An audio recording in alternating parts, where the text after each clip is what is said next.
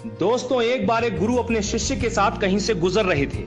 चलते चलते वो एक खेत के पास से गुजरे। खेत बहुत अच्छी जगह पर था। वहां की जमीन बहुत उपजाऊ थी, पर उस खेत की हालत देख के लगता था कि उस खेत का मालिक उस पर जरा भी ध्यान नहीं देता है। पूरी तरह से उजाड़ सी हालत थी उस खेत की। खैर, दोनों को बहुत प्यास लगी थी, तो वो खेत के बीच में बने एक टूटे फूटे घर के सामने पहुंचे। दरवाजा खटखटाया। अंदर से एक आदमी निकला। उसके साथ उसकी पत्नी और 3 बच्चे भी थे। सभी फटे पुराने कपड़े पहने हुए थे। गुरु ने पानी मांगा। उस आदमी ने उनको पानी पिलाया। फिर गुरु ने उससे पूछा कि भाई साहब, आपके पास इतना बड़ा खेत है, ना वहां पर कोई फसल है, ना फलों के कोई पेड़ हैं, आखिर आप अपना गुजारा करते कैसे हैं? आदमी ने जवाब दिया, जी हमारे पास एक भैंस है, वो काफी दूध देती है, उसको बेच के कुछ पैसे मिल जाते हैं और बचे दूध का सेवन करके हमारा गुजारा चल जाता है। चूंकि शाम काफी हो गई थी, तो गुरु और शिष्य ने रात को वहीं रुकने का तय कर लिया। आधी रात को जब सब गहरी नींद में सो गए, तब गुरु ने शिष्य को उठाया और कहा कि चलो चलो, हमें अभी यहाँ से निकलना है, पर जाने से पहले हम उस आदमी की भैंस को पहाड़ से गिराकर मार डालेंगे। ऐसा करने का शिष्य का जरा भी मन नहीं था। उसे यह बहुत गलत लगा, पर वो गुरु की बात को टाल नहीं सका। सो वो भैंस को मारकर रातों रात वहां से गायब हो गए। ये बात शिष्य के मन में बैठ गई थी। 10 साल के बाद वो शिष्य एक सफल आदमी बन गया, तो अपनी गलती का पश्चाताप करने के लिए और उस आदमी की मदद करने के लिए अपनी कार से उस खेत के सामने पहुंचा।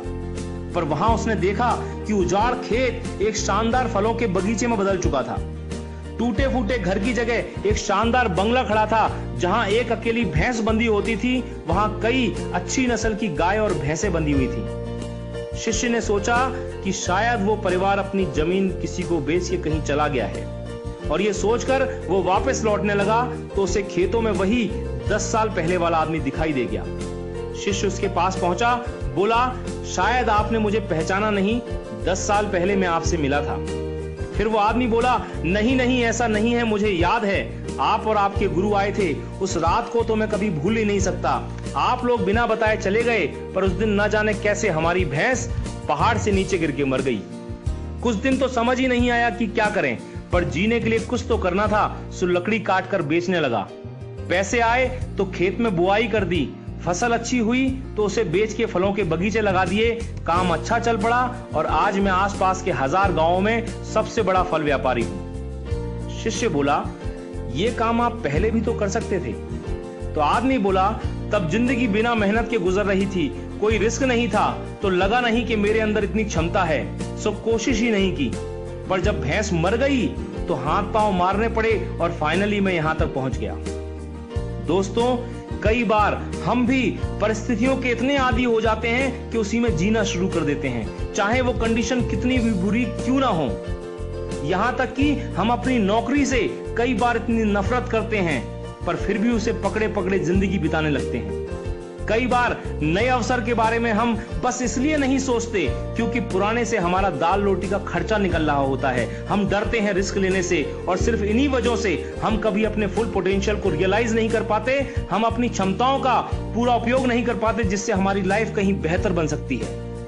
दोस्तों, सोचिए कहीं आपकी लाइफ में भी कोई ऐसी भैंस तो नहीं है जो आपको एक बेटर लाइफ जीने से रोक रही है।